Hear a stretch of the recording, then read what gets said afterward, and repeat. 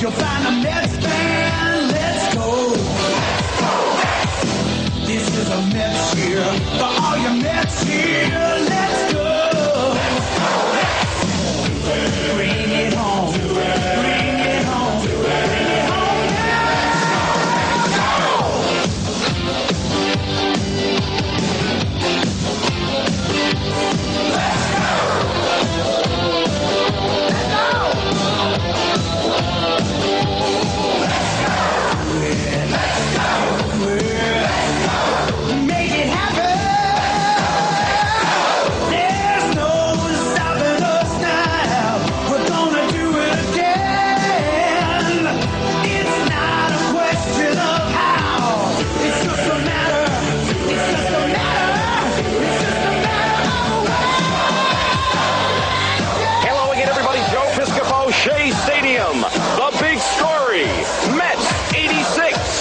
Exciting, thrilling, awesome.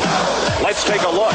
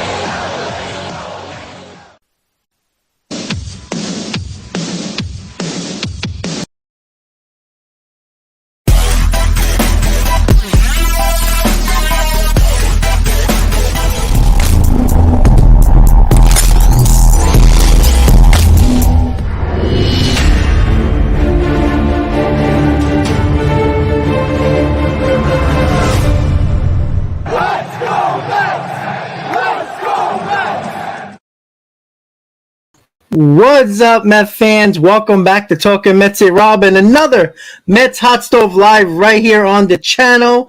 January 30th on a Monday, 2 weeks away until pitches and catches report, and about 3 weeks away until everybody comes into spring training and we really get baseball going here in the year 2023. New season, somewhat of a new team. But there's always excitement when baseball starts to trickle into February and we start talking about rosters, we start talking about lineups, we start talking about division, we start talking about predictions, and there is so much to be excited about, no matter if you're a Mets fan or any other fan of another team. Baseball is a sport we all love and continue to go crazy about, and that's why we are doing this. This is why we're here all the time, talking baseball, talking Mets, and that's where we're going to start, of course, We're going to talk about many things today. We're going to talk about the Pete Alonso extension that has becoming a topic ever since the Jeff McNeil extension has happened. Also, we're going to talk about why aren't the Mets more focused on Andrew Chafin, but more focused on Zach Britton. We're also going to talk about which prospect for the New York Mets is the most likely to show up in spring training and actually be a part of the 26-man roster going north for the start of the season, obviously in Miami, and that is something that we will talk about as well. We're also going to talk about somebody brought this up in the chat about Brian Reynolds, and it's very clear that the Mets are not making any more position player moves. The last one they made was about Tommy Pham, and that's something that I think is going to just end the position player acquisitions. Like I said last stream on Friday, is that the Mets most likely the only position player they're probably going to decide to either start on AAA or bring to the majors is Brett Baty. And with a couple of guys on the Mets that are going to be on the Mets going to the World Baseball Classic, Brett Baty is going to get a lot of playing time, and that's why I think he's going to be the biggest X factor of making his team coming from spring training. So we're going to talk about that. And then when it comes to Brian Reynolds, and, it's not a Mets situation. It's about baseball situation. There was a lot of teams, and that was like the hot topic for about 2 weeks about Brian Reynolds, especially after the Correa situation went sideways with the Mets. People were talking about the Mets with Brian Reynolds. There was you heard the Yankees a ton. There was a couple of teams in on Brian Reynolds, and the same thing that we're going to talk about with everything else, to get the Brian Reynolds thing out of the way, because it's basically pointless to talk about for a long time regarding the Mets, is the fact that I don't think Brian Reynolds has been traded anywhere, is because I think the asking price is astronomical and nobody is willing to pay that. I think you have to give multiple prospects for Brian Reynolds, who's a really good player, but I don't think is the player that you give up 2 to 3 top 10 prospects for. And, this guy is not Juan Soto. This guy is not Shohei Ohtani. He's not Manny Machado. He's not of that caliber type of player. He's like a tier 2 type of player, not a tier 1. And not saying that he couldn't help a team like the Mets or the Yankees or any other team. But, are you willing to give up Brett Baty? Are you willing to give up Alex Ramirez? Are you going to be willing to give up another top 10 prospect for probably Brian Reynolds? And I don't think any team is going to do that right now. And as I've been saying over and over again during this offseason, just because you hear about rumors and trade proposals and teams talking, it is the stepping stone for when the trade deadline happens in the middle of the year, because you always hear these rumors once again. If these players or these teams don't make deals with certain players, you hear it again during the trade deadline because of the fact that they spoke in the offseason, and it's easier to speak to teams about those same players at the trade deadline, because maybe the team, like the Pirates, are definitely going to put Brian Reynolds on the block now, because maybe there's a desperate team out there that might have had an injury that says we need Brian Reynolds now, or we're gonna mess up our entire season. And you get a desperate team giving up those 2 or 3 prospects. And Reynolds is not a rental. He's under contract for a couple of more years. So that's something that the Mets or any team is probably not willing to do in the offseason, but might do, depending on the circumstance, to acquire Brian Reynolds at the trade deadline. That goes for the Mets with other things. We talked about Shohei Ohtani until the cows came home. There's so much the Mets could do at the trade deadline. And, there's some people that are saying, oh, they're bringing back the same lineup. Oh, how much better is this lineup? Well, if you get a DH, catcher, or third base that showed a little bit more offense this year than they did last year, and you expect the Lindors, the Alonso, the Nimos, the Marte to be the offense that they were last year, which is what they did to the back of the baseball cards, that's what they followed in their offense last year, then you only need one more guy to step up in this lineup. And, it's very hard to see Escobar have a worse year than he had last year. And if you look at his ending stats last year, he still hit 20 home runs. And I still think Escobar is a very good player. And, not listen, I'd rather have Correa. Maybe I would like to give Beatty more of a shot. But Escobar in his career is between 20 and 25 home runs. And he did nothing for almost 85% of the year until September. And that's something that the Mets have to look at and probably are internally talking about that. That's why they didn't go above and beyond for Carlos Correa after the whole physical issue, and why they didn't bring in that other big bat that we were clamoring for the entire offseason. Since the deadline, we've been asking for that. And then when the way the season ended, that's what we were more concerned about, and we thought the Mets were going to do. Well, guess what? The Mets really didn't do that. They have a similar lineup. I think they're going off of, Narvaez, who I believe is a better overall offensive player than James McCann ever thought he could be. And, not saying that he's going to be a 280 hitter, but you know what? He provides a little bit more pop than James McCann. He puts the bat on the ball a little bit more than James McCann. James McCann was non-existent. Nito was not the big offensive player at all either. But Narvaez brings a little bit more power, and we basically got nothing from the offensive side from the catcher. And the same thing with third base. And the same thing with DH. I think the whole thing when it comes to Epler and even Cohen for that matter is the fact that they don't think Ruff is going to be as bad as he was last year. They think Vogelback, if you've seen the picture of Vogelback on Instagram, he lost a ton of weight. That's only a good thing. I'm not saying that, he's going to be a speedster around the bases, but we need this guy to be a 20 to 25 home run guy, especially if he can bat in the middle of this lineup behind Pete Alonso. And that's something that can change everything, because DH was non-existent last year for the entire year, and it hurt this team as well. So there's a lot to talk about, and it only makes sense that you have to step back and look at this roster and where did it get better? That's the $1 million question. Where did this team get better? They've gotten better. Too many people just look at the lineup and says, oh, they got the same lineup as last year. Well, that same lineup as last year that had no offense from DH, third base, or catcher won 101 games. Then you're going to say, well, Rob, it was the pitching. Well, yeah, absolutely. But that same pitching that also helped win 101 games had no Jacob deGrom and no Max Scherzer for 12 weeks out of the year. If they're there for 2 more weeks out of the year, the Mets might have 105 wins, and the division wouldn't have been a question. And the bullpen. If you look at the early part of the season from April and May, besides Edwin Diaz and Drew Smith until he got hurt early on in the season, the Mets bullpen was extremely shaky. Remember, we were talking about Lugo wasn't as good as he was in prior years early on in the season. Ottavino didn't really get his foot in yet.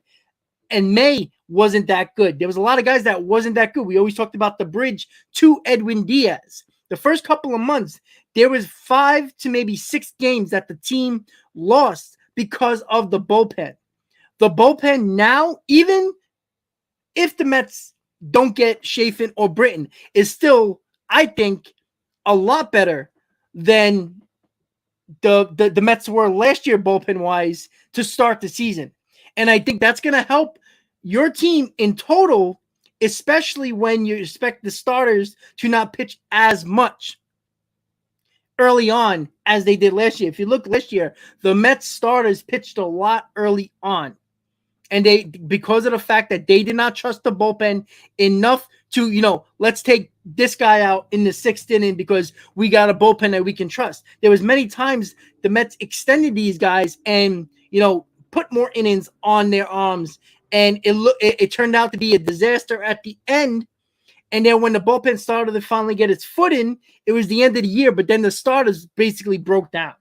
So you can look at it many ways and say, well, the lineup is not as good as the Phillies and the Braves. Well, they weren't last year either, but yet they scored more runs per game than the majority of the league last year.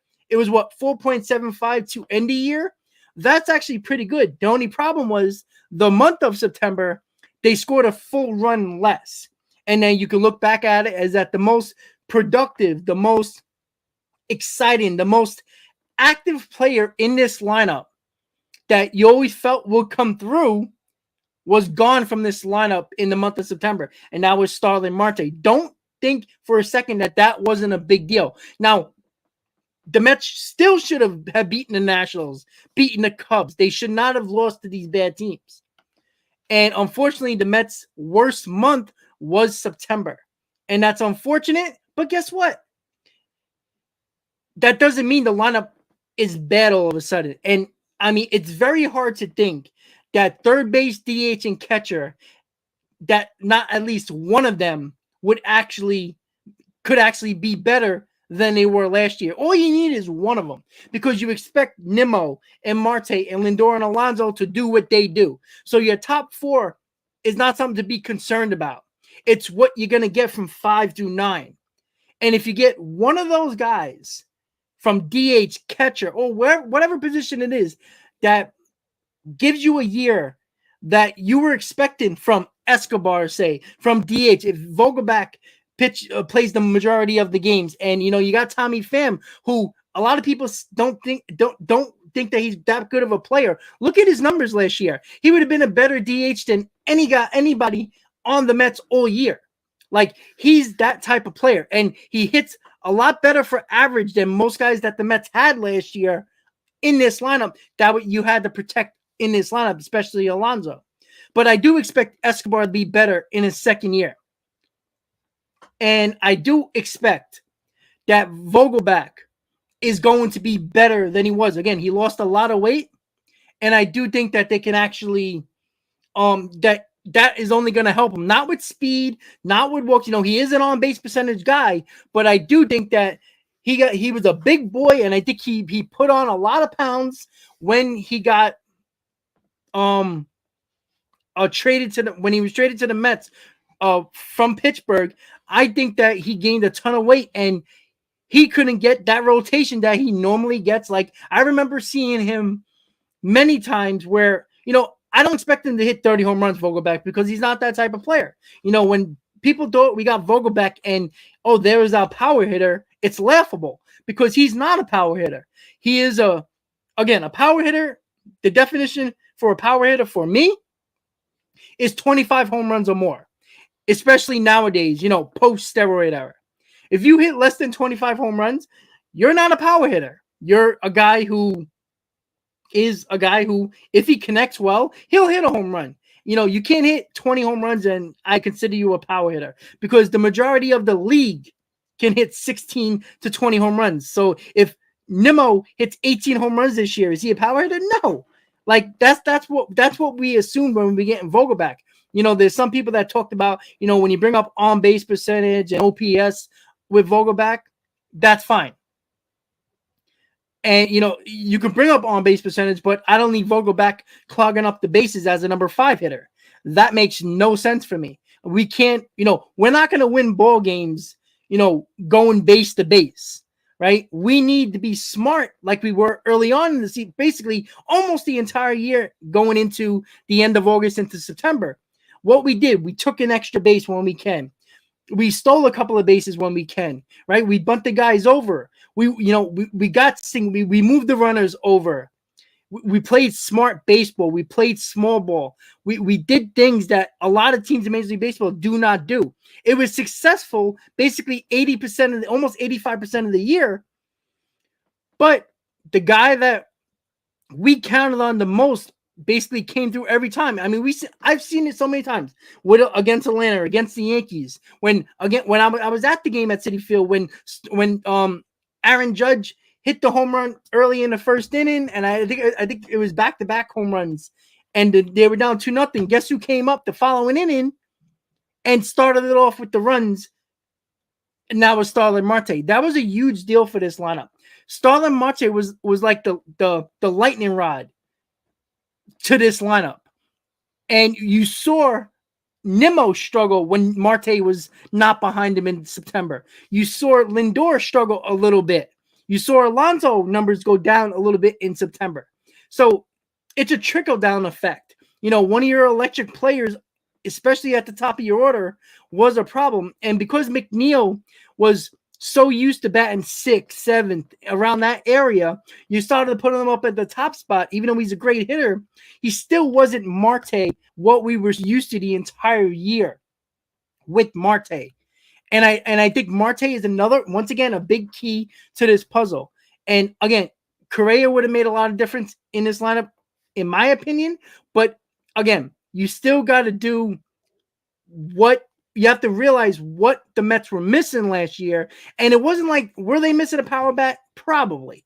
Would a power bat be nice? Yeah, sure. I would take a 25 home run guy, but I don't want a 25 home run guy that bats 213. I don't need a guy with runners on base. Either you pray for a home run or he strikes out. That's not a hitter to me. That is a guy that's basically closing his eyes, praying he hits the ball. If you give me a guy that's why Tommy Pham, I think, is going to be a fan favorite. And the reason why I say that is because he everybody strikes out, but he doesn't strike out a lot. He's around a 260 hitter, which is perfectly fine with me, a guy that I could see as a DH. If you're a 260 hitter, you can hit 17, 18 home runs. I'd rather take that because he puts the bat on the ball more often than a guy that bats 220. And I expect it from a guy like Tommy Pham, and he also has very good playoff numbers, which, let's be honest, we could use somebody in the playoffs, even though, both times the Mets lost in the playoffs, they actually got blown out, right? The one game they won, they blew the other team out, right? So it probably would have mattered with one batter, but, because our pitchers gave us no chance, but we'll see. Well, Explosive, I don't know why you say that, because let's be honest, even Marte at like 80% is a lot better than what probably half the lineup as well. So, you got to remember, Marte, he had a little issue with his hamstring, but really didn't go on the DL except for once. He was fine after that. There wasn't an issue. The problem was when you get hit by a pitch, what are you going to do, right? We talked about it with the same thing with Aaron Judge when he got hit with the pitch, right? And he hurt his hand and stuff like that. That was a big deal. Right, diving for a ball, breaking a rib. It's things that you can't control. It's not like he was running the first base and tore his hamstring and then he was out because of that in September. He got hit by a pitch. There's nothing you can do about that. That's baseball, Susan, right? That's what it is. Explosive, no, you did not hear that right. I don't know where you got that from. He had core surgery, right? He had his wrist taken care of right after the offseason. Core surgery was about a month and a half ago or so. He's either going to be still rehabbing a little bit or ready to go in the beginning of spring training. Again, I don't think Marte's the type of guy that needs, 60 at-bats in spring training. I just think, he's a veteran. He knows he knows his body. He knows what he needs to get ready. And every time Marte came back from a couple of days off, he always did. Look what he did in the playoffs. He was one of the guys that actually, looked pretty decent in the playoffs. Even coming back from injury without playing, he still looked better than half the lineup. And it's important to understand that, yeah, I saw it too, Explosive. It really depends on where he is in his rehab when it comes to spring training. Again, it's about 3 weeks away when position players report. Again, I don't think Marte needs a lot of time. And once again, that's why Tommy Pham, once again, is important.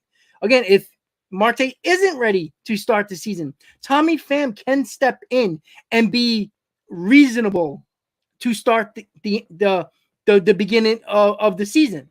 It's not going to be the end of the world. And listen, I'd rather have Marte at the end of the year when, let's be honest, the team needed him last year than have him in the first 3 weeks of the season when, look, some people might say it's early on in the season. Those games don't matter. Every game matters. But if Pham can step in and be reasonable and be, what I expect him to be, then I don't think we're going to have too much of a problem. I think our pitching as a whole is going to be better.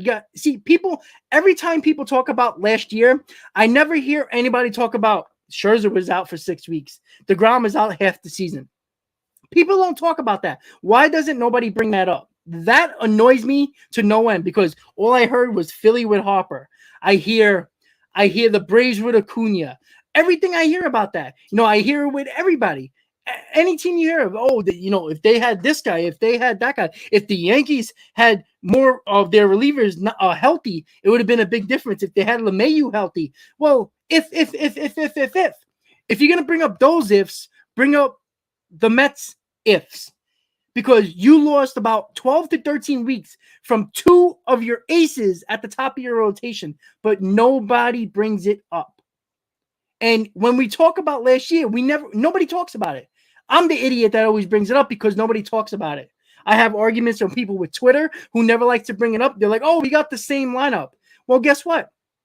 If Verlander, who's shown, besides Tommy John surgery, which you can't predict, right? That's something, it's like a cold nowadays. You get it, you get better, and you can pitch again, right? Verlander hasn't had the nagging injuries like Jacob deGrom has over the last couple of years, right? Scherzer can be a little bit of a concern, but I told you what I think Scherzer was the big issue. I think Scherzer felt like after deGrom was not ready to start the season, probably not ready until the second half, Scherzer felt like he had to do 100 times, go 100 miles an hour every single start, when I didn't think he really had to, but he had that mentality because he's a bulldog. I think he was injured way before he finally took himself out of the game. At that point when he first got hurt with his oblique, I think he was hurt before that, and I think he just like I can't miss games because we can't have another guy out of that rotation. So I think Scherzer's going to be fine because I think Verlander is going to pitch 30 games this year. He might miss a game or two here and there, but I don't think he's going to miss, pitch 12 games this year. I think Verlander is going to be what I think Verlander is. He's going to be a workhorse. He's a guy that takes the ball every fifth day. And that's a guy that the Mets could not count on with Jacob deGrom. We act like Jacob deGrom pitched 30 games and he was bad. No, he wasn't there. Good or bad, it didn't matter. He wasn't there. Scherzer took the brunt of it because he had to go out there and felt like he had to do everything, and it hurt him when it went down the stretch. So I do expect this rotation to be better. Again, there is question marks, but let's go around the league. Isn't there question marks with everybody? Just go across the NL East, right? You want to go with the Phillies? Let's go with the Phillies, right? That's our competition this year, right? Zach Wheeler, ace of the staff, right? I think Zach Wheeler is fine. But you saw during a year, Zach Wheeler had to miss some time. Zach Wheeler, had his moments just like he always had with his moments. He'll have 3 good starts, and then he'll get rocked in one start, right? Aaron Nola, inconsistency is his middle name, right? Aaron Nola is a guy that every Philly fan would have told you last year, oh, he's the ace of the staff. He's the ace of the staff. Nola, on his best day, couldn't sniff Zach Wheeler's best outing. Aaron Nola is a very good pitcher, but the problem with Aaron Nola is very inconsistent. And he's a guy that couldn't be trusted in the playoffs. He didn't pitch very well. He had a couple of starts here and there that was okay, but not good enough. And Taijuan Walker. We all like Taijuan Walker, but I think Taijuan Walker is more suited for a big ballpark. He's going to a bandbox. If you look at Taijuan Walker's stats, right? You look at his home runs that he's given up. Even when he's pitching really well, he has a tendency of giving up home runs.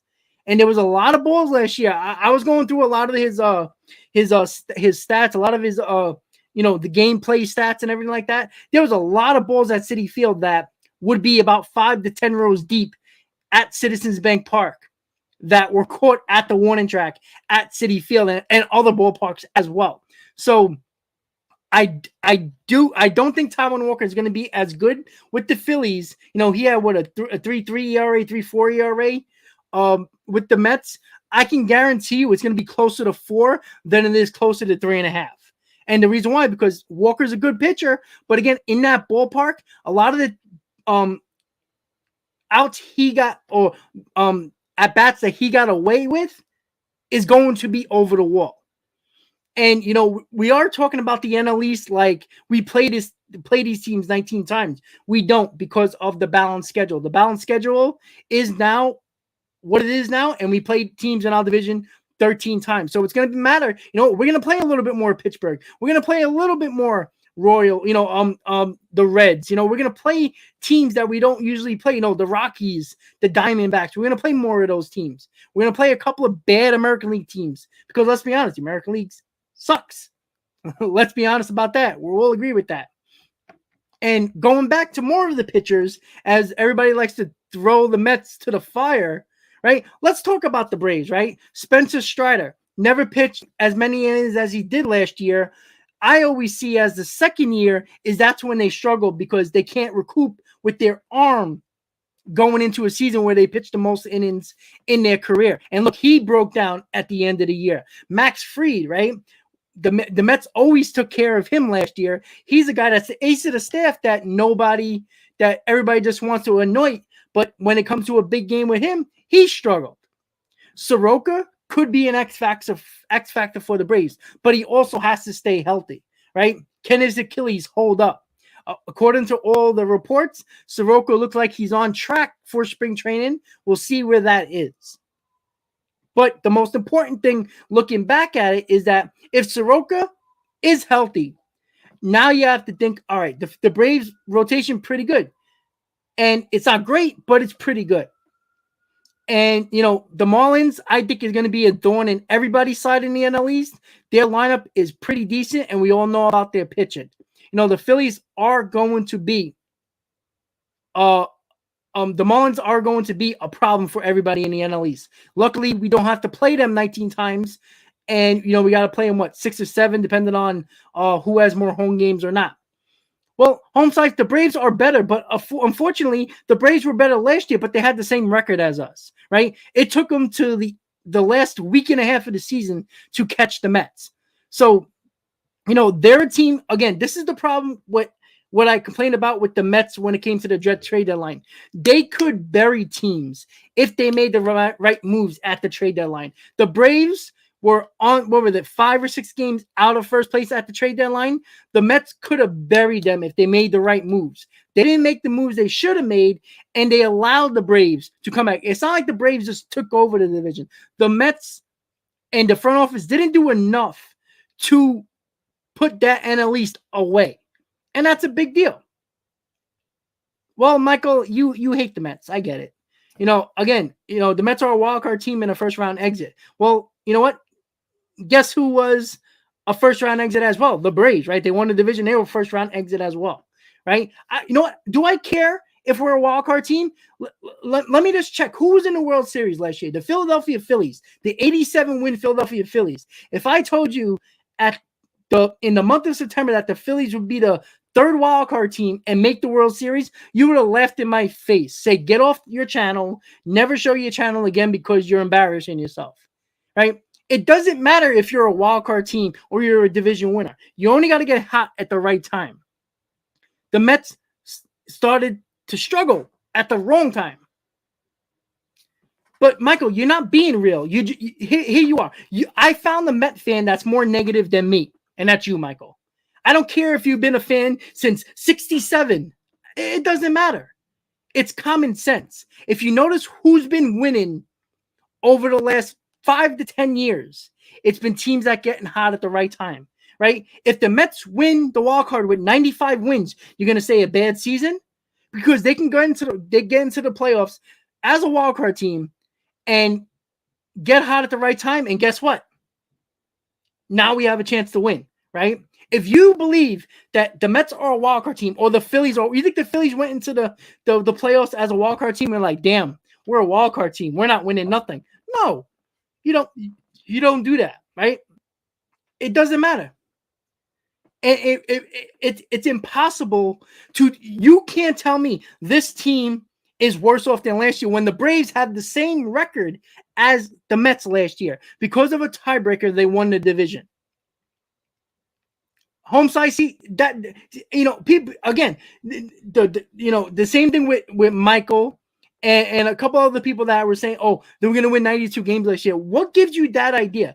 If your rotation with Scherzer and Verlander are healthier than Scherzer, DeGrom last year. Again, this team has to have 13 weeks of no Scherzer and DeGrom last year. If they get 5 or 6 more weeks from Verlander, Scherzer, why can't they be just as good? And I'm not saying 101 wins, because I think 101 wins is crazy good. And that was with a team with no DH, no third baseman, no catcher in offense, no Scherzer, no DeGrom for 12 weeks out of the year. And on top of that, Carrasco missed a few games. Walker missed a couple of games. You had Peterson. You had Medina. You had McGill miss time as well, who was actually your opening day starter. And we act like none of that matters. And the bullpen, I'm telling you right now, this bullpen is going to be 100% better than what it was last year. Every one of those guys can be a setup man for Edwin Diaz. Every one of these guys in the bullpen. You want to do Raley? 8th inning. You want to do Robinson? 8th inning. You want to do Ottavino? 8th inning.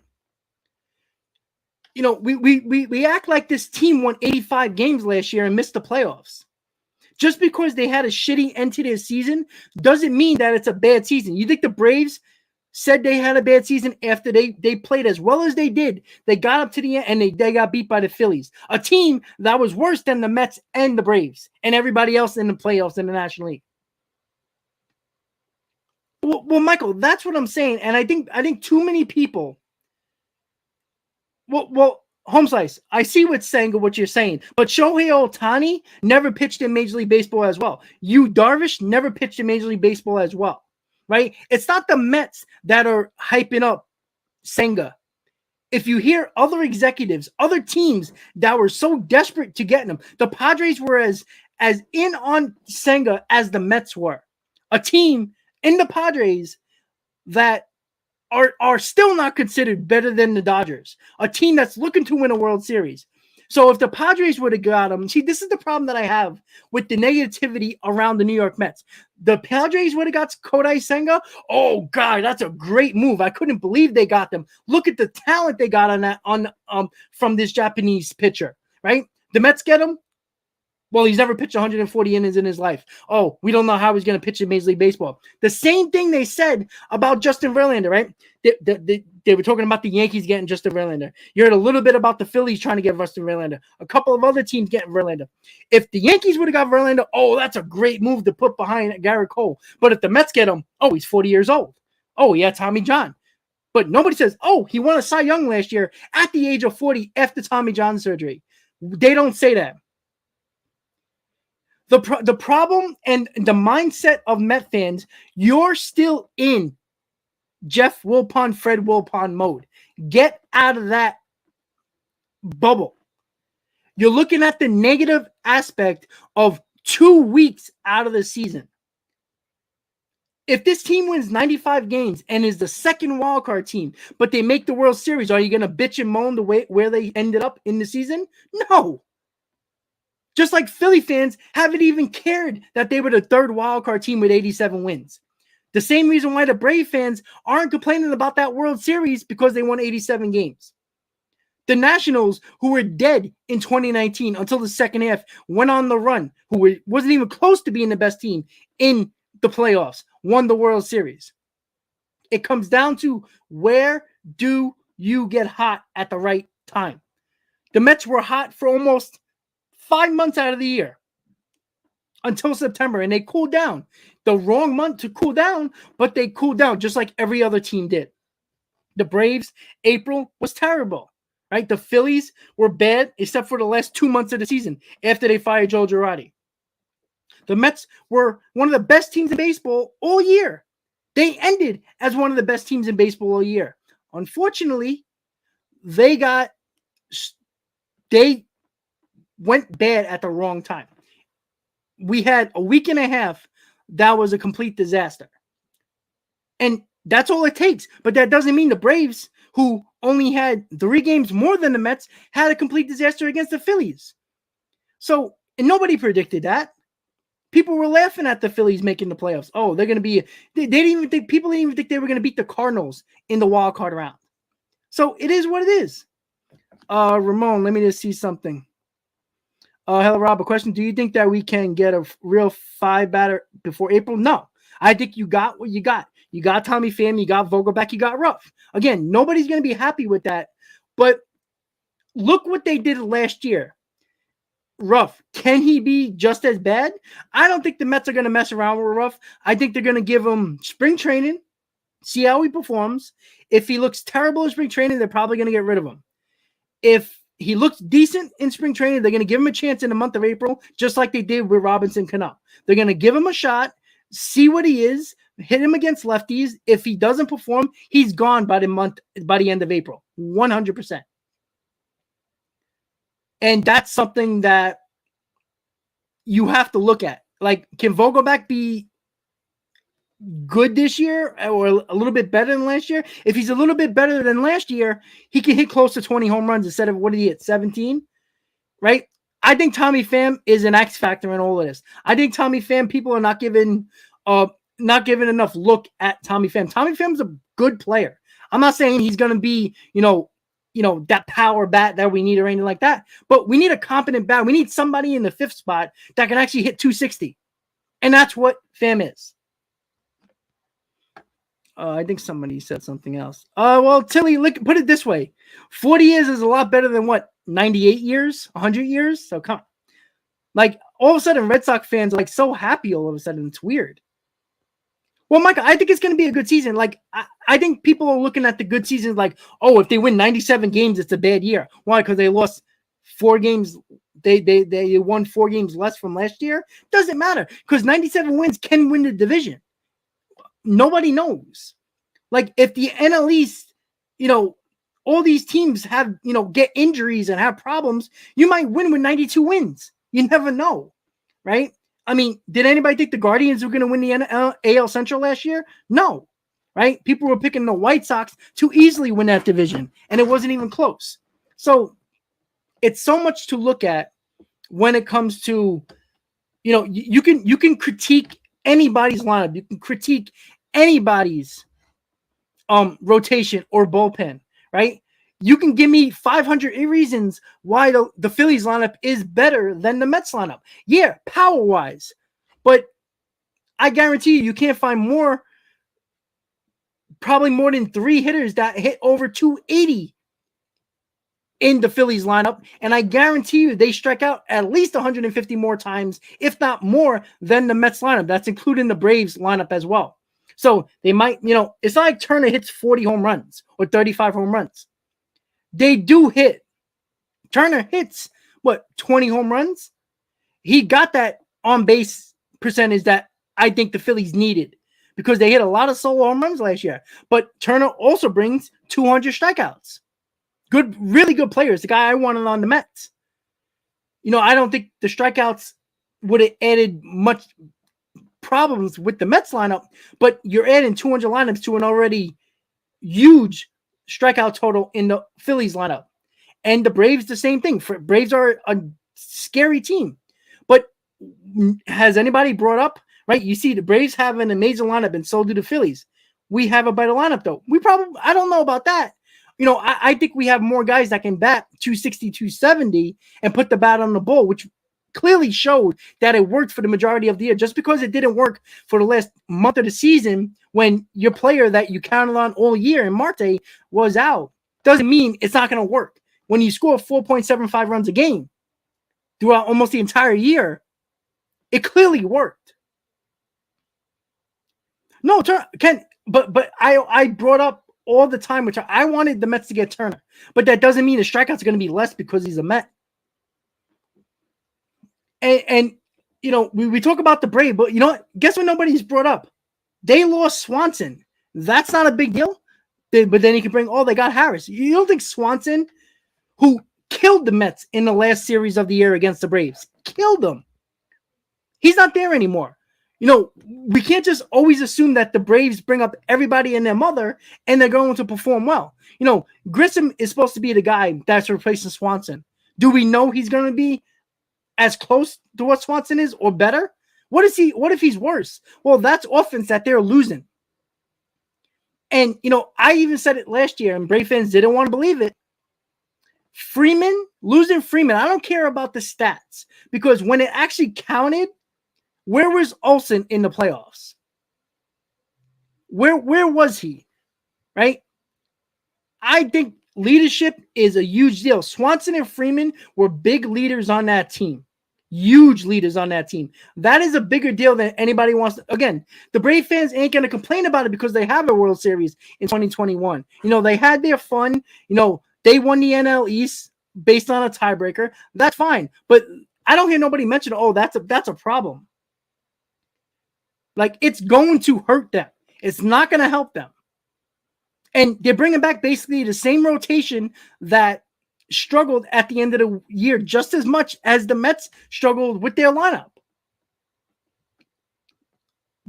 But again, Olsen hit 2 home runs in the playoffs. Where did that really get them, though, right? What were they missing? What were they missing in that Philly series? They had nothing. But again, the Braves wouldn't be in that spot if it wasn't for Swanson, right? Olsen was non-existent in the month of August. I mean, he was one of the worst players in baseball. Olsen's a very good player, but let's not act like he's even close to Freddie Freeman and what he brings overall as a player. And, nobody wants to talk about leadership, but we had no problem bringing up the Mets in 2021 when there was a lack of leadership in the clubhouse, and it was a huge deal. That came to a head with the Braves last year in the playoffs. You've seen it. As soon as they got punched in the mouth by the Phillies, and the first time they got punched in the mouth, they could not recover. And that's exactly what happened with the Braves last year. In 2021, you see what happened. You see Freeman when they were going through a little bit of struggles. Freeman and Swanson and these guys, they're a good, really good team. But let's not anoint them like they got better when they did not get better. They lost their starting shortstop. They lost their starting first baseman back-to-back years. They added Olsen. Great. They got Murphy and catcher, which if you look at their numbers offensively, he's not that much better, if at all, to Travis d'Arnaud offensively. Defensively, absolutely better than Travis d'Arnaud. But let's not act like they're getting Mike Piazza here because they're not. But I do think that people are just anointing the Braves as a team that is good, that really good, better lineup, absolutely. But we saw what happened last year. If with the strikeouts, people don't want to talk about strikeouts. I don't care if the shift is banned. If you don't put the bat on the ball, it doesn't matter. Look at the strikeout totals for the Phillies, the Braves, and the Mets. Both of those teams struck out 150 times or more in total than the New York Mets. That's a huge deal. If you want to talk about the shift being a different thing this year, it's probably going to help the Mets more than any other team because the Mets put the bat on the ball. And not saying that's going to help them win more games or be better than other teams. Well, explosive, I don't think the Mets collapsed in 2021. There was too many Mets fans that believed that the 2021 Mets were a good team when they were scoring 3 runs per game the entire season in 2021. They weren't a good offensive team the entire year. The problem was the Braves weren't doing well and the Phillies sucked. That's what it was. That's why the Mets were in first place. The Mets were the de facto first place team because the Braves were struggling for the majority of the year until the trade deadline. So the Mets didn't really choke it away. The Mets were never really a good team in 2021. They were scoring 3 runs a game. I can easily tell you that the 2022 Mets were better offensively the entire year compared to 2021. You can't score 3 runs a game and be a team that you see as a team that was choking in 2021. It wasn't happening. All right. And too many people believe that. 2021 never felt like a year where I was like, damn, this team can go all the way. I felt like that last year because they were so good. 2021, we were just waiting for the other shoe to drop. With all the injuries, the bench mob kept keeping us together. Like that was a recipe for disaster. And Alonso didn't even have a good year. Lindor didn't have a good year. Well, Tilly, they can win what? win 100 games and lose in the playoffs. Like, I'm sorry, but Freeman got you a World Series. I see people just look at stats and be like, oh, look at that, right? Right. Where did Juan Soto get the Padres last year? Right? Juan Soto basically did nothing in the playoffs, right? If it wasn't for Machado and all the other guys, I mean, the Grishams of the world, I mean, Jesus, and their pitching staff, right? You know, we can look at any player and say, well, that guy offensively is really good, right? But what else does he bring to the table? Because when Olsen was terrible in August and the team needed wins to get back into the NL East race, right? Where was Olsen, right? It was the other guys picking him up. You want to look at Swanson's stats in August that nobody seems to care that Swanson's off this team like it's not a big deal? Those are big deals. Like Swanson was probably the 3 or 4 best player on their team. You know, take that off of any team and let me know how it goes.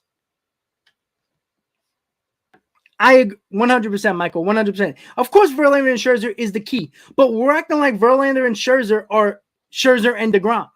DeGrom has been inconsistently off this team for 2 years with nagging injuries. Oh, I can't do this, I can't do that. And then when DeGrom actually came back last year, he pulled himself out of games. That's the guy you want? At least I know Verlander is going to pitch and be a bulldog. He's going to pitch. I'd be shocked if Verlander doesn't have 30 starts this year.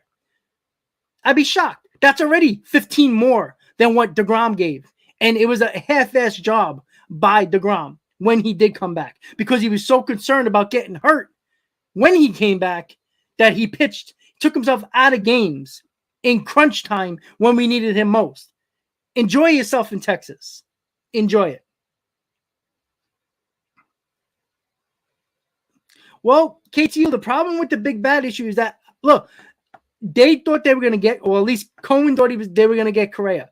Again, you know, there wasn't a lot of likely scenarios of getting the Bogarts, the Turners. Like, I thought the Mets should have got Turner, but they weren't looking in that route, right?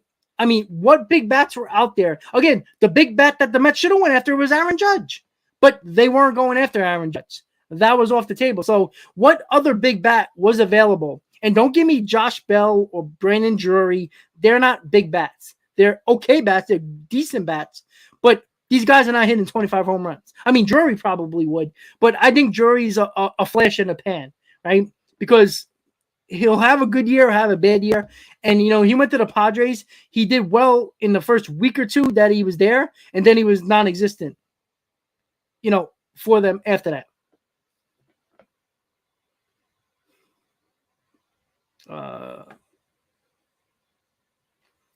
Yeah, well, supposed to. I guarantee you they were happy that we didn't get Correa. Like, you know, people didn't think that Correa is the guy, you know, is a great player. I'm not going to say he's at the top tier, but he's definitely near the top. Like, people just look at his stats like, oh, 68 RBIs. Like, well, when you bat second, the RBIs are going to be hard to come by. But being a number 2 hitter and having 65 RBIs or more as a 2 hitter is pretty damn good considering there's usually nobody on base for you when you're going as a 2 hitter and the 8-9 1 hitter is up. The only guy you might get on base is the number 1 hitter and the leadoff hitter. Yeah, JD Martinez, I don't think he's that good anymore. I think he's completely squashed. Justin Turner would have been interesting, you know, as a DH option. I don't think he's the power bat. He's not a power bat anymore. But I think he's a guy that can still bat 280. Again, I like those type of guys.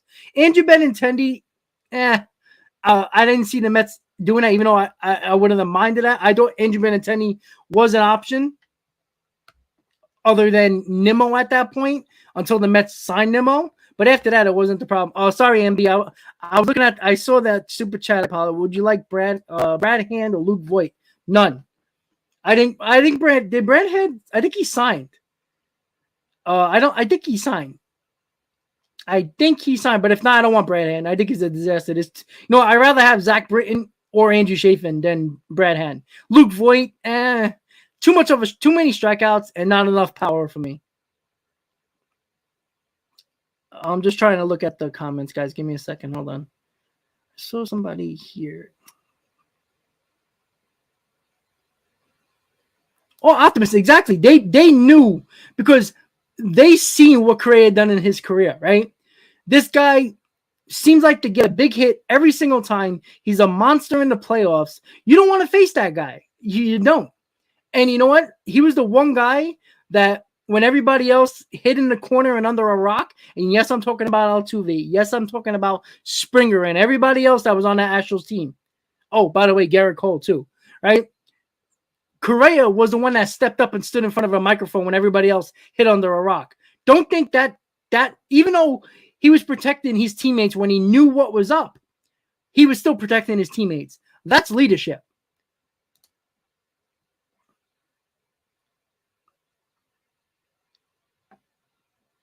Let's see. Brad Hand, he's good, but I don't think he wants to be in New York, to be honest with you. When the Mets did get him, when it was too late in 2021, he was a disaster for the Mets. No, I mean it's okay. I did see it and I skipped over it on accident.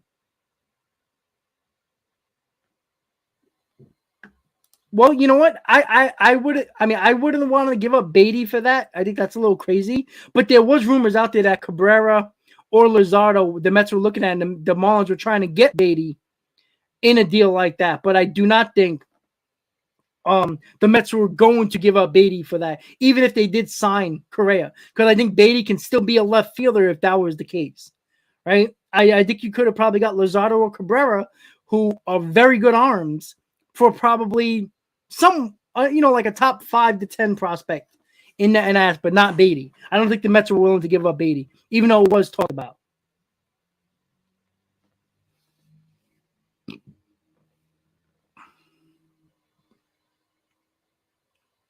Yeah, I do agree, guys, that Correa would have put this team over the top. It would have just made everything different. I thought you could have put Correa in the 5th spot. He is a run producer, even though his RBIs don't show for it. The one year where everybody didn't want to talk about with Correa, if you look at 2019, it was the only year the Astros put Correa in the middle of the lineup. He batted either 5th or 6th the entire year. That was the year he had 90 plus RBIs, his biggest RBI total. If you look back at every other year of his career when he had 65, 71, around that range, between 65 and 75, was when he batted either leadoff or second in most of his career with Houston. And then when he was signed with the Twins, he batted second. So you're not getting no big RBI totals batting in that spot. He's a run producer that teams did not put him. With the Astros, they had numerous guys that can be the big RBI guys. So they needed Correa to do what he does in the number 2 spot. And if the Mets decided to put him at the 2 spot, I'm fine with that because it stretches out the lineup. But I think Correa could be an 85 to 90 RBI guy batting behind Pete Alonso with multiple guys that get on base. The protection that Pete Alonso would get with the possibility of Correa there would have been amazing to see. Oh, yeah. I see people talking about Chafin and Britton. MB, he was really good, but when he first started with us, he was pretty bad. Again, I don't think the Mets are going to go that route. I don't think Brad Hand wanted to be here. He got traded here. Well, he didn't get traded here. The Mets picked him up. But I didn't think he wanted to be I don't think he wants to be a Met. So Brad Hand, I think, is off the table. I think Zach Britton is probably more possible for the Mets than Andrew Chafin at this point. And that's not music to my ears. I don't like that at all. I think Andrew Chafin will make this bullpen elite. I don't trust Zach Britton. If Zach Britton's healthy, he's one of the best lefty relievers in the game. But he's got to be healthy, and I don't trust that. I see from my own eyes Andrew Chafin was that good. But it is very I have to question why Chafin hasn't been signed by a team yet. Every team can use a lefty reliever. Is there injury concerns? Is there weight issues? I don't know. But it's weird that Chafin is still on the market. It doesn't make sense to me. So that concerns me as well.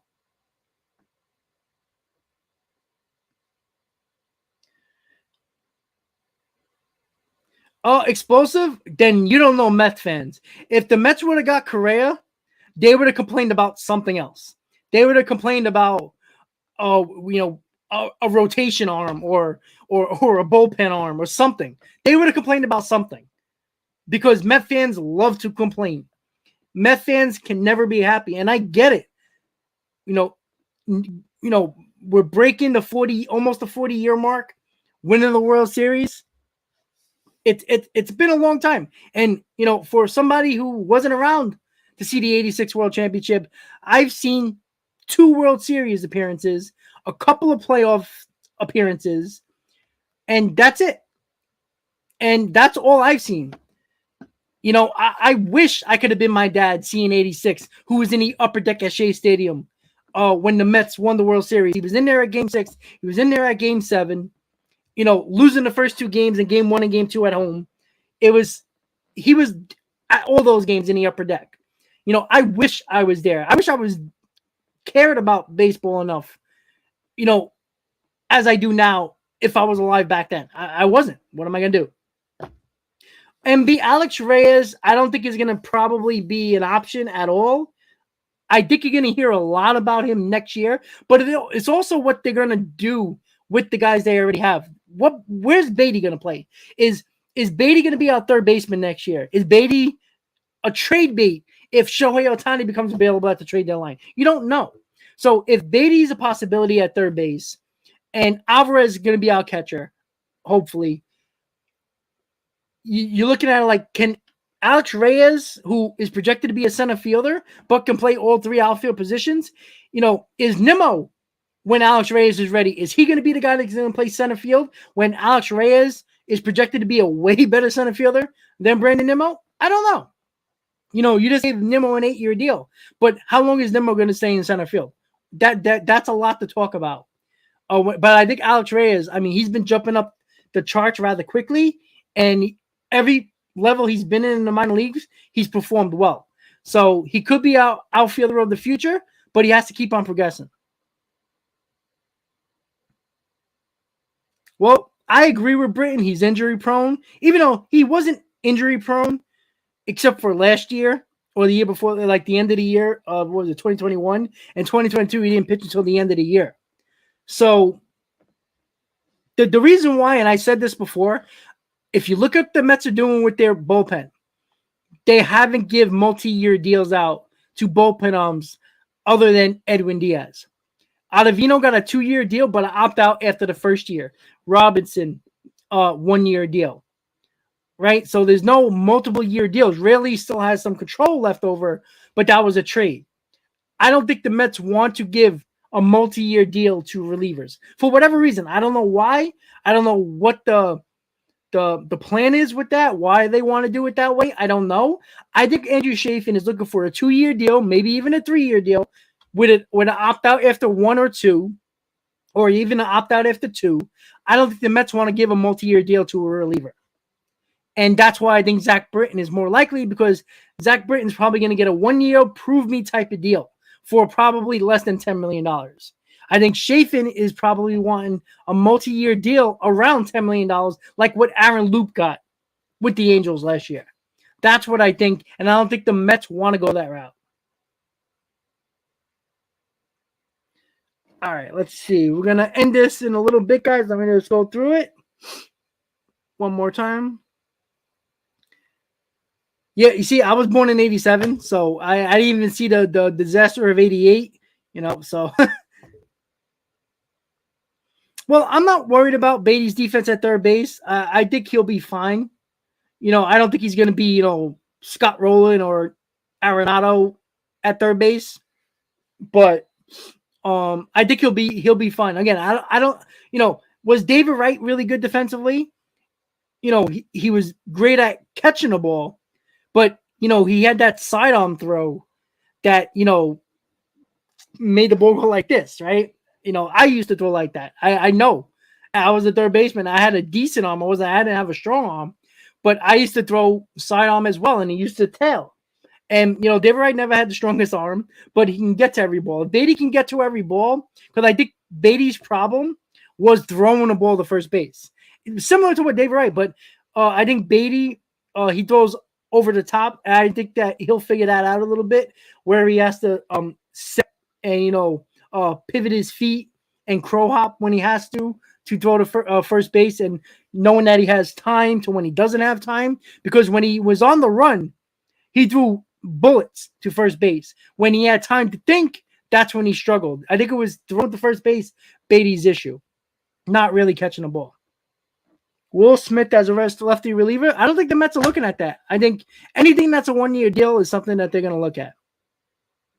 Blade Tillwell, I like committee 100%. He's ran up the depth charts for the Mets as well rather quickly. I think if he's not at the top 10, he's just under the top 10 as prospects. So he's another one. Him and Ziegler are two potential big pitching prospects. The Mets are praying that they get better. They're praying that Allen actually shows something, but Ziegler and Tidwell they're praying those two pitchers at least become what they expect them to be. We need rotation up in a couple of years. So, even next year. So I hopefully they have a big step forward. You think Ronnie Mauricio would find a spot on this team?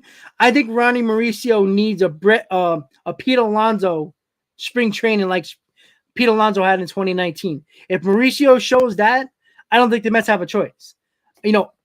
Me personally, if Ronnie Mauricio, if I'm the Mets, I would have Ronnie Mauricio and Brett Beatty play a lot. I make them fight it out for the last spot on the roster.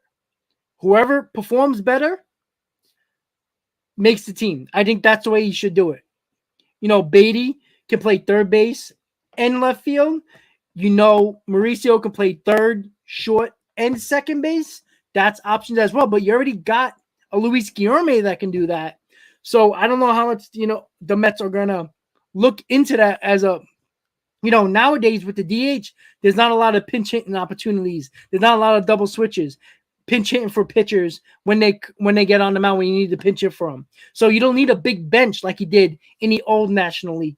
Now you hold more pitchers than you need on the bench because of the DH. So I don't think Ronnie Mauricio is going to make the team. I do think the Mets, I've said this over and over again, Ronnie Mauricio is going to be trade bait. I'm telling you this right now. If Ronnie Mauricio doesn't make the team, he's going to end up in the minors again. And if there's a trade that the Mets are looking at the deadline, Mauricio is going to be that chip. I know a lot of people like to hear it, but it's obvious what they're doing with Ronnie Mauricio. They signed Lindor. They had a top prospect in Mauricio. They signed Escobar when you thought, okay, Escobar, they can move Mauricio to third base in the minors, no problem. They signed Escobar for 2 years. You got Brett Beatty, and you have Mark Vientos in front of Mauricio at third base. So, okay, you can't put in there. Well, what about second base? Well, the Mets just signed Jeff McNeil. So where is Mauricio playing? Somebody could say outfield. Well, probably not, because they experimented with that. I think it was in 2021 spring training, and Mauricio didn't look good. They scratched that right away and put him back in the infield. So he has no spot on this infield. If Beatty is the guy that everybody expects him to be, you have Lindor, Beatty, McNeil, and Alonso for a very long time in the infield. Where is Mauricio playing? And if Mauricio is as good as he is defensively, as everybody says he is, well, you don't have a spot for him. Unless you're not going to make Mauricio your everyday DH. That doesn't make sense. He's probably better off being trade bait. I know a lot of people don't like that, but it's obvious what the Mets are doing with Ronnie Mauricio. All right, guys, so we're going to call it a quit in a few seconds. Yeah, I don't know if Keith's coming back. I think they're going to figure it out, to be honest with you. All right, let's see. Going to go one more scroll through the comments, and then we'll call it a night, and I'll see you guys tomorrow. No, Manaea never won a World Series, but when he was GM, it seemed like the Mets always was competitive. So, unfortunately, but again, I'm not a big person, a big component of always hugging your prospects. Like, remember what Epler did last year at the deadline. He patted himself on the back after the trade deadline when the reporters spoke to him, saying he was very happy that the Mets didn't give up any of their top 25 prospects. Now, if he would have said, I'm happy we didn't give up any of our top 10 prospects, I would have been like, okay, cool. I get it. But when you tell me that you were happy of not giving any of your top 25 prospects and it stopped you from getting, if a team asked for your 19th prospect for, a Brandon Drury or a Josh Bell or a Robertson or one of the big relievers that were on the market, and you said no, you hurt your team in 2022.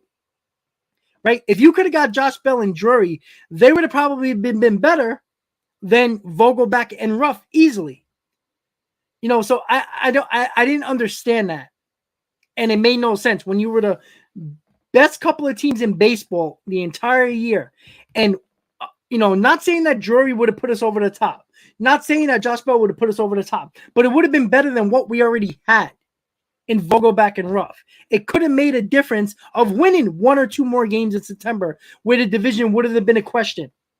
And we would have won the division by a game or two. It would have been perfectly fine with that. But they didn't do that. When you get Givens and you get Ruff and Vogelback and you trade, what was it, five minor leaguers or 6 minor leaguers in total, plus JD Davis. And I didn't understand that. It made no sense to me. And I think they completely screwed up at the deadline. And all you can hope for now, because 2022 is in the past. Yes, fans are going to yell at, the Brave fan. When the season starts, the Philly fans are going to be in an all nother level of mocking Met fans and choke job. And Brave fans are going to mock for winning the division last year and all that fun stuff. But it's going to come down to, because I think the Mets are going to be fine going into the trade deadline. You got two other good teams that are very good in this division, just like the Phillies are looking at the Mets and the Braves. All right, they're going to be contenders. The Braves are going to be looking at the Phillies and the Mets, going to be contenders, right? What you want to do, you want to be within 5 games of the division by the trade deadline. If you're that, Billy Epler can make up for the nonsense he pulled last year. I think Billy Epler knew he made a mistake at the deadline. I think that, his pride stepped in and he basically protected himself and used excuses of why he didn't do anything. And his arguments were stupid, but everything's going to come down to the trade deadline. What everybody assumes that the Mets are going to need a bat at the deadline. We don't know, right? The bullpen could be not as good. Maybe the Mets need a big bullpen arm. Maybe the rotation is fine. But if it comes down to the fact that, all right, the Mets need a little bit more help in the lineup, Epler needs to step up and get a bat, whoever it might be. I'm not saying it's going to be Ohtani available, but a bat that's available that we don't know of right now that could make the difference of this lineup, making it even better. And I'm telling you right now, if the Mets start off the way they did last year and they start pulling away from the NL East and the trade deadline comes around, the Mets better freaking add. Because you bury teams in your division, especially in a division where you see the Nationals come alive in the second half. You saw the Braves come alive in the second half. You saw the Phillies last year come alive in the second half last year. You bury those teams. You don't give them any freaking hope. And that's why I was so pissed off last year at the deadline when people were patting themselves on the back that they got Vogelback and Ruff, and I knew it. Platoons mean absolutely nothing at the DH spot. Platoons don't work. I guarantee you we're going to see it again this year. I think these players can be a little bit better, but platoons don't work at the DH spot. It just doesn't. Because when you get a hot left-hander hitter like Vogelback was, if you go back, I say this 100 times, I'm like a broken record. Vogelback against the Brewers last year had his best series as a Met in the Brewers series. Couple of home runs, couple of RBIs. Guy was just relentless against the Brewers. And then we went to Oakland. Oakland pitched 4 lefties in a row. Your hot hitter that just had multiple RBIs, couple of home runs in the middle of your lineup. You took out of the lineup for Darren Ruff, who was struggling because there was lefties on the mound for 4 straight games. You can't be successful like that. You're not going to be competitive at that DH spot if you're going to use a platoon at DH. Give me a batter that can hit lefties and righties and hit them consistently. Because when you have Vogelback, as hot as he was coming out of that Brewers series, sitting on the freaking bench because he can't hit lefties, and Ruff in his career can hit lefties, you put him in even though he's struggling for 4 straight games. That's a recipe for disaster, and it was. And guess what? The platoons don't work. Davis, Smith did not work. And people loved both of those guys. A lot of people that were fans of, right? The Dom squad, right? Everybody loved Dom Smith when he was a complete disaster. J.D. Davis, I thought, wasn't necessarily healthy with his wrist yet. I think it was a mistake from moving on from J.D. Davis. I think you're going to see what he's going to do with the Giants. He'll be very good, and that's unfortunate. But he's gone. Who cares, right? I don't think a platoon's going to work. I think Vogelback is going to be better than he was last year. I think losing the weight is going to help him. But I don't think a platoon works because if Darren Ruff, if there's a series where 3 lefties in a row is pitching and Ruff is showing that he actually can play baseball and, hits a couple of RBIs and gets a couple of home runs, and now you sit him down for 4 games straight because there's righties on the mound, and Vogelback, who's been sitting for 3 games, you expect him to be any good when he's been sitting on the bench, not swinging a bat. It doesn't work. And we're going to see that. I guarantee you we're going to see that. Now, they might be better than they were last year because it's very hard to be as worse as they were last year, but we'll see. So, with that said, guys, another Mets Hot Stove Live in the books. We're getting closer and closer to spring training, pitchers and catchers 2 weeks away, position players report 3 weeks away, and we're almost there.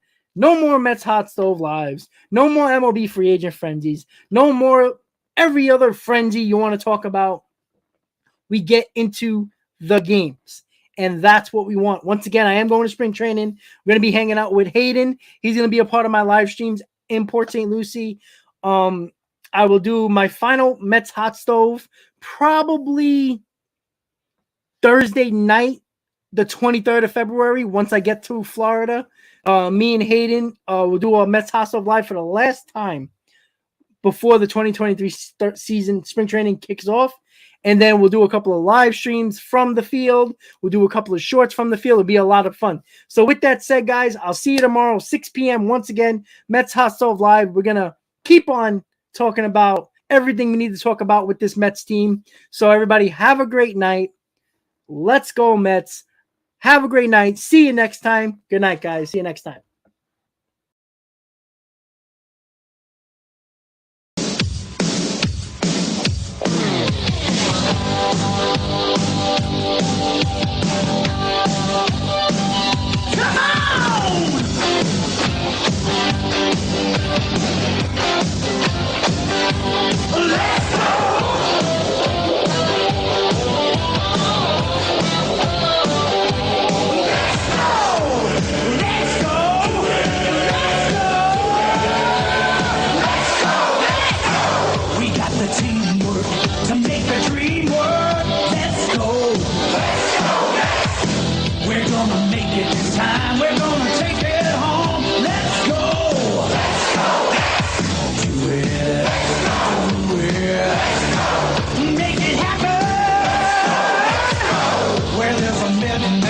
You'll find a Mets fan. Let's go.